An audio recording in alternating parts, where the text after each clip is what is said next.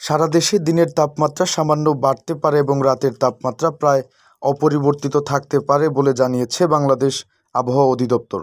বৃহস্পতিবার সকাল ৯টা থেকে পরবর্তী ২৪ ঘন্টার জন্য দেওয়া আবহাওয়ার পূর্বাভাসে এ তথ্য জানানো হয়েছে। পূর্বাভাসে বলা হয়েছে, রংপুর, রাজশাহী, ঢাকা, ময়মনসিংহ, খুলনা, বরিশাল, চট্টগ্রাম ও সিলেট বিভাগের অনেক জায়গায় অস্থায়ীভাবে দমকা বা ঝোড়ো হাওয়াসহ বৃষ্টি অথবা বজ্রসহ বৃষ্টি হতে পারে।